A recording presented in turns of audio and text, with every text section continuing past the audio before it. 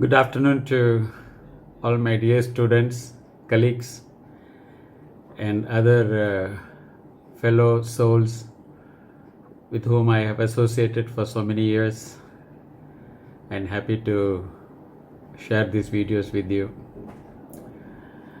We have been put into a continuous and sustainable constraint in the name of the lockdown, and perhaps as a part of this national structure, we all are abiding as a good citizens and working towards a healthy nation.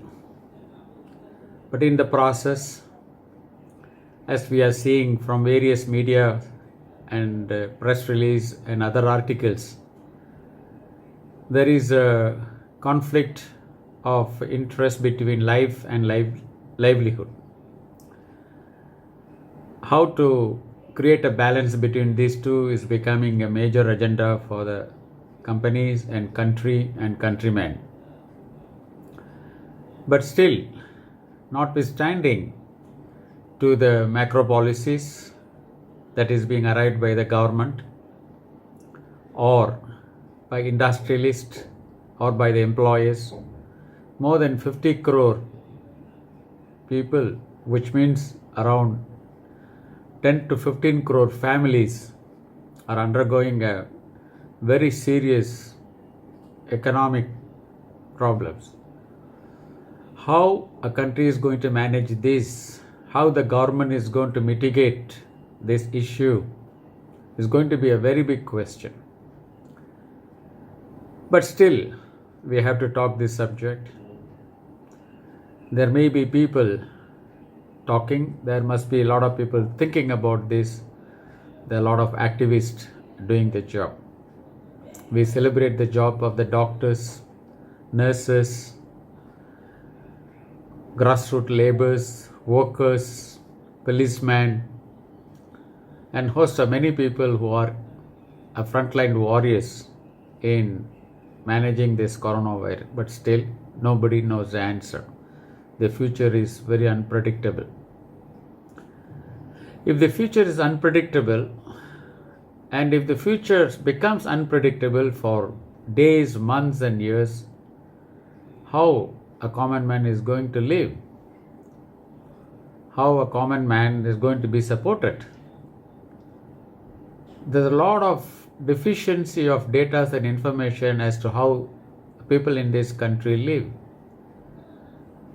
More or less around 75% of Indian public, they do not have a direct support from the government in terms of their livelihood. They are independent entrepreneurs,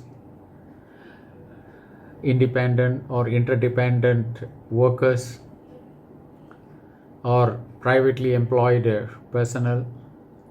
So many things the government has empowered for a citizen to live without the support of the government, and encourage them to identify such good livelihood area so that they can lead a happy life. But that is become at stake now.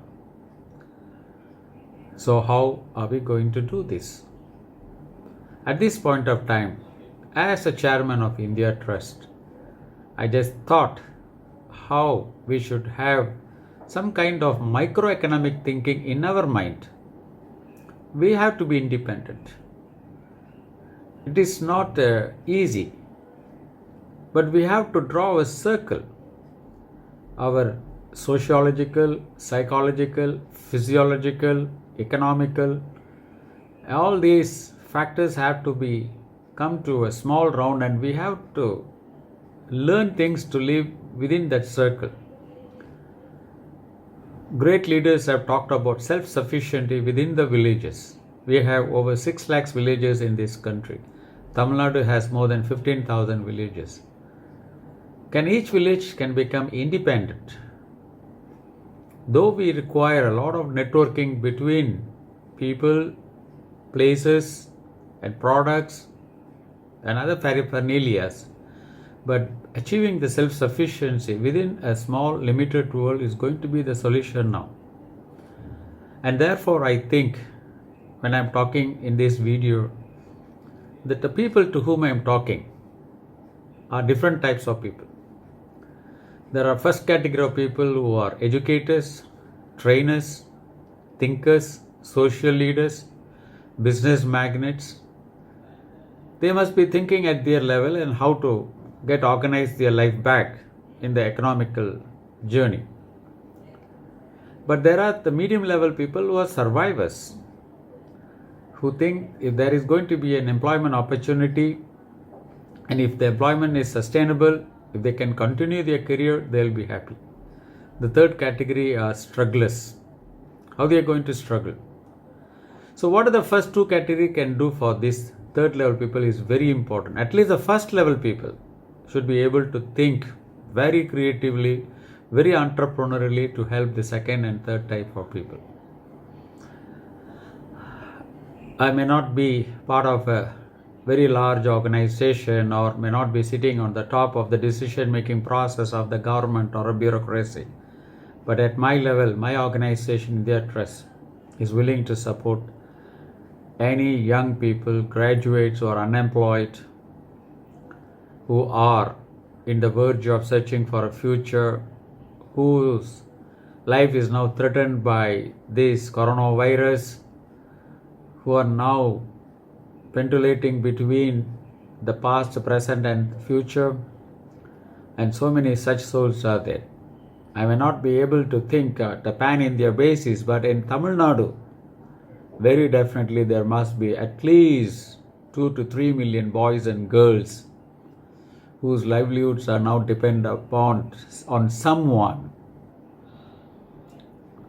They have to be supported, they have to be hand-holded, they have to be guided. It is not a small numbers. It's also equivalent to 3 to 4 million families.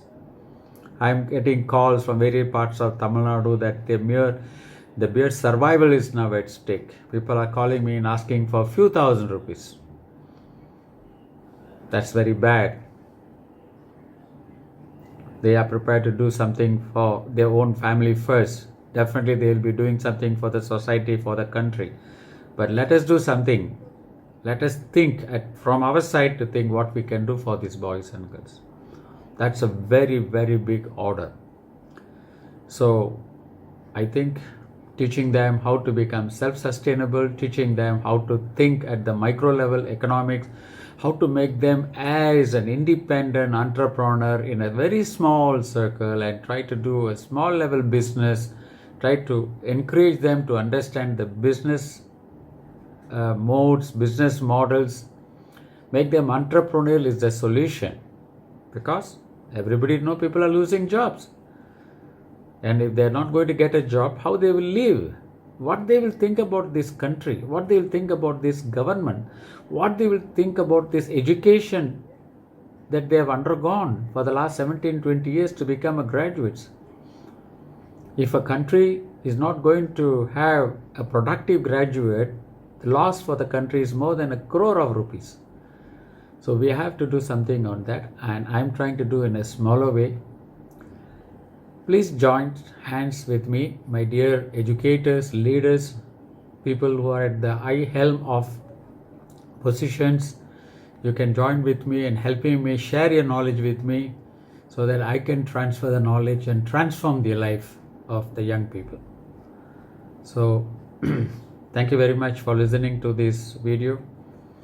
Very definitely we can be in touch. You can contact me. You can send your encouraging message or motivating message to me. I will be highly thankful and grateful to you, and it is our duty. Over the years, India Trust has done and helped and educated, trained and developed more than 1 million boys and girls. We are going to continue the journey, but of course there are enough pressure and stress also for the people like us. But somewhere down the line we have seen some silver lining in our career. But we have to now extend our helping hand to those boys and girls who are now going to be living below the poverty line. We are going to add a large number of poor people. That has to be prevented. Let God bless us to achieve that. Thank you very much. Looking forward to hear from you soon. Bye.